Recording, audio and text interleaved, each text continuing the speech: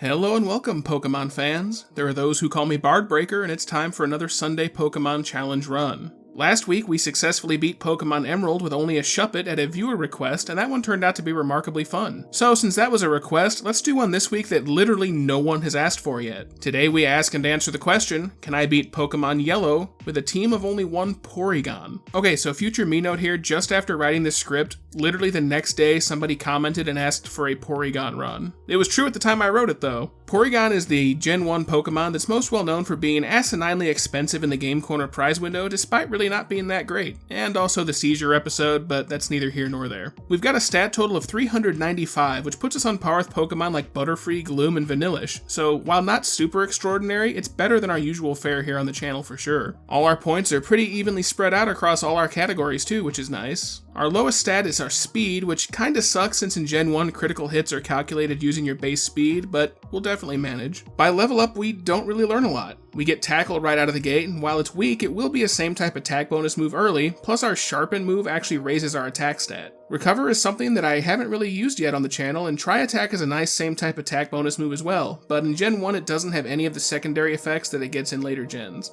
By TM, we get some nice coverage between Ice Beam and Thunderbolt and Psychic. All great moves to bring aboard for the Elite Four, if nothing else. We shouldn't have a lot of trouble here. So at this point, I'd like to remind you guys that I haven't started playing the run yet, and I write the script as I go. Everyone take your guesses down below, and please the almighty algorithm, god of the YouTube algorithm, and let me know if you think I can do this or not. I'm gonna say that we absolutely can. This run is just more for me to have some fun, since I've never really gotten to use a Porygon before, and because I want something kinda easy to give me time to work on my 1000 sub special video, which is in progress now, and will hopefully be able to be seen in the next week or two. Lastly, let's take a final look at our rules. In battle, I can only use Porygon. I'll need other Pokemon for HMs, but I won't be allowed to use those Pokemon in battle. I won't be using any items in battle. It's Generation 1, so there are no held items, but items outside of battle will be allowed. And lastly, no cheats, glitches, or exploits, so let's begin. So right away, I use the Universal Pokemon Randomizer to replace Pikachu with Porygon so we can do the entire run with it. Our rival will get his Eevee, of course, but what it evolves into is determined by how we do in the rival fights, so we don't know just yet. I nickname it Polygon, because I honestly sat here for 5 minutes and couldn't think of anything better. Honestly, I suck with nicknames most of the time. We start our opening fight against Tim by trading a Tail Whip for a Sharpen. We then get hit decently hard with a Tackle, and we actually miss our Tackle to cause us to actually lose this opening fight. We honestly don't lose this very often. That's an unusual happenstance. Because of that loss though, we now already know what our rival's Eevee will wind up evolving into. If you think you know, take your guesses in the comments below. Don't cheat and look it up though. After we get the obligatory package delivery simulator out of the way, we get to start on our journey, and we start off by immediately catching a Mankey for Strength later, nicknaming it Bisepticus the 25th. Long may they lift, as well as a Spearow for Fly later, nicknaming it Flashelius the 25th, long may they fly, and with that it's time to grind up a few levels before Brock.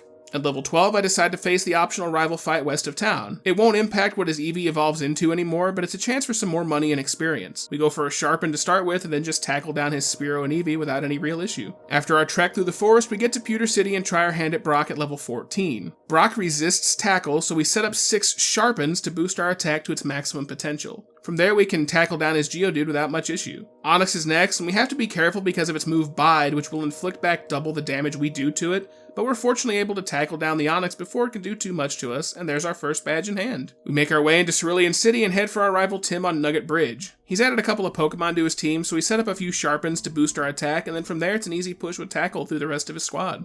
We gotta love when Tackle is actually putting in work. I head north of the bridge and fight our way to Bill's house, local PC expert and furry extraordinaire. After we get our SS Hush Money ticket, we head to Misty's gym. We've leveled up a bit and know Psybeam, but we won't be using it here. We set up several Sharpens to boost our attack and tackle down her stars without any major issue. That tackle really smacked down her Starmie something fierce. I was really not expecting to do that much damage to it. With Misty out of the way, now we can move through Kanto a bit and further our adventure. We head straight to Vermilion City into the SSN where we have our next fight against Tim. We don't waste any time and head right for him. Despite the Spearow trying to growl our Sharpens away, we're still able to tackle down his entire team without a whole lot of trouble. I changed things up a couple of times and worked a Psybeam in here or there, but his team didn't really stop us. We head upstairs to the sick captain, give him a full body massage with sacred oils from India, and then get the HM for cut and trade. We leave the boat, and once we're back on dry land, we catch a Diglett for cut later, nicknaming it Snipticus the 25th. Long may they cut, and head for Lieutenant Surge's gym. By the way, fun fact here, Yellow is the only game out of Generation 1 where Diglett can learn cut. It actually cannot learn it in Red and Blue. Inside Lieutenant Surge's gym, we get his trash can puzzle on the first attempt, though it was literally the final can that we checked to get the first switch. because of course it was. Our fight through Surge is somewhat funny as we trade Growls and Sharpens for a few turns before Raichu starts going for Mega Kick and Mega Punch, which have great tendencies to miss. If it would have just gone for Thunderbolt, it likely would have ended us sooner. We're fortunately able to tackle his Raichu down and get the TM for Thunderbolt for our trouble. We can actually learn this, but I'm going to keep it in the bag for the time being. Just outside of town, we catch a Jigglypuff for Flash later, nicknaming it Flashelius the 25th. Long may they shine. Before we catch some more Pokemon to pick up the HM for Flash so we can see our way through Rock Tunnel. Rock Tunnel proves to be zero resistance at all, and we make our way to Celadon City and head right for the Grass Gym. I don't have a lot of extra levels on her now, but we do have the type advantage with Psybeam. Tangela does take a few turns thanks to its bind, and we do need to get in a few Sharpens, but we can eventually tackle down all of her weeds. Gloom and Weeping Bell are both part poison, so they're easy enough to bring down with Psybeams. With that, we've beaten Erica and can add our 4th badge into our trophy case. Clearing out the Team Rocket hideout, we get past Team Rocket and we take on Giovanni. We set up a Sharpen for safety if we need to swap to tackle, but his Onix and Rhyhorn both go down to Psybeam. The Persian does tank one rather well, so we swap to tackle to finish it off. So considerate for it to use Payday, as now we can collect a little extra moolah for our trouble. We head back to Lavender Town and it's time for our battle against Tower Tim. I set up a Sharpen for a bit of oomph, but we really don't need it. None of his team really pose a threat here. His Eevee still hasn't evolved yet, but I believe it will for the Silph Co battle that's upcoming. After breezing past his team, we head up to rescue Mr. Fuji, who gives us the Pokeflute and sends us on our way. We make our way through the Silph Co building, skipping as many trainers as I can, no need to overlevel, and we try our hand at Rival Fivel. I set up some Sharpens off his Sandslash, but fortunately this run it seems content to just go for weaker moves like Swift and Poison Sting. Unfortunately, it's also hitting us with Sand Attack, which is chunking our accuracy.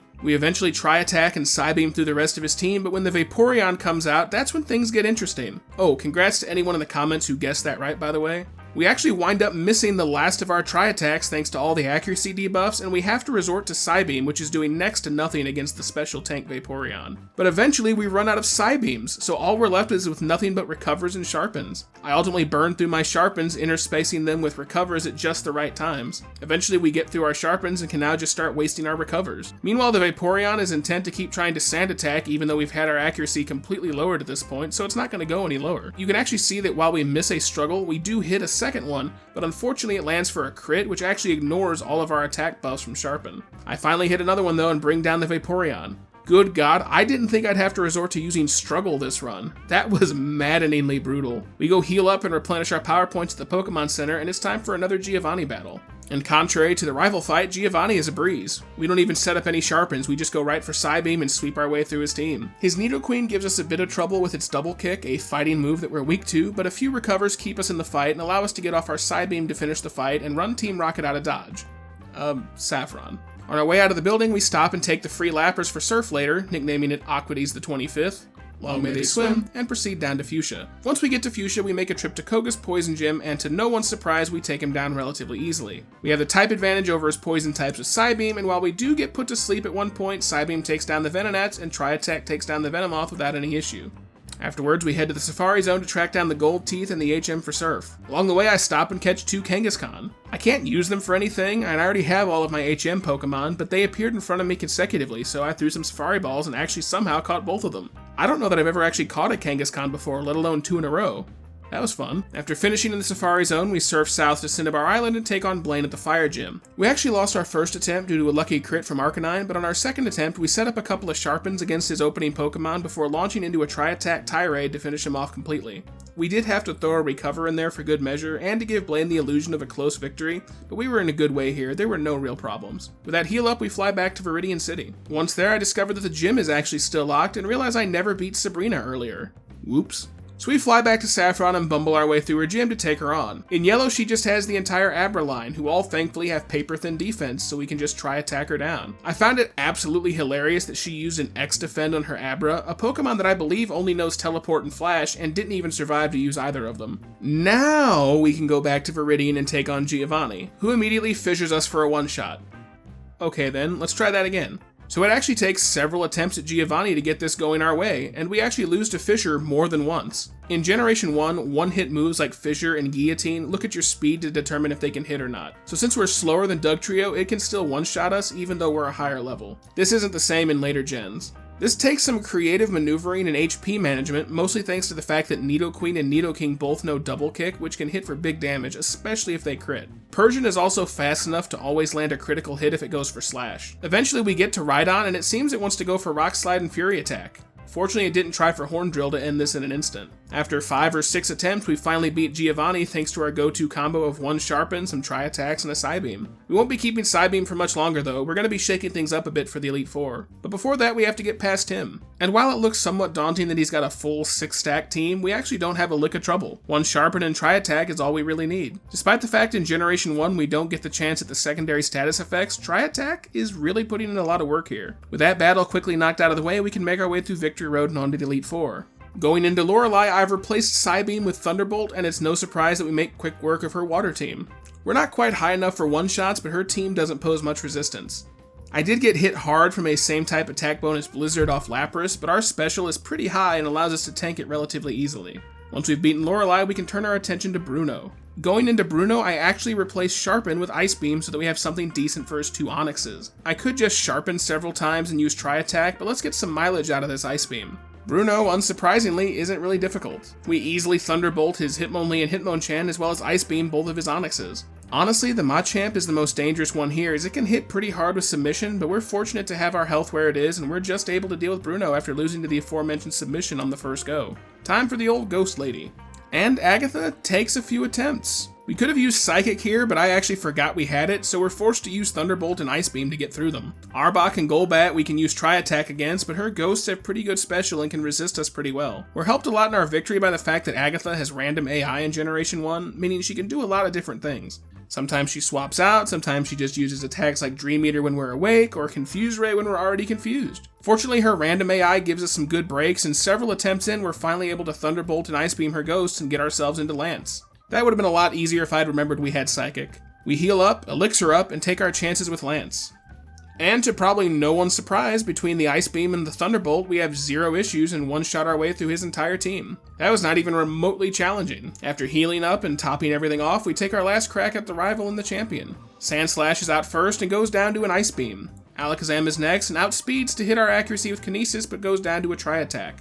Exeggutor follows and we hit hard with Ice Beam and get a lucky freeze, which in Gen 1 is awesome, as now it will not thaw without being hit by a fire move, which we don't have. We go for a second Ice Beam to bring him down. Magneton is next, and a few Tri-Attacks bring it down in short order. Remember that in Generation 1, Magneton is not part Steel yet, so it doesn't resist it. Ninetales is next, and also takes a few Tri-Attacks, but goes down after missing a Fire Spin. Last out is Vaporeon, which thanks to its big special, tanks a Thunderbolt and hits us with an Aurora Beam before going down to another Thunderbolt. And there it is, we've beaten Pokemon Yellow with just a Porygon. We get ourselves into the Hall of Fame. Ignore the fact that my HM slaves came here with me, I actually forgot to deposit them before going into the Elite Four. And despite the fact that I used several healing and PowerPoint items between battles, it did not register with me that I had them in my party until I got to Lance's room. So anyway, that's the run. I admittedly didn't think it would be very difficult. This was mostly just a for fun run for me, and because it was meant to be a quick run to give me time to focus on the 1000 sub special.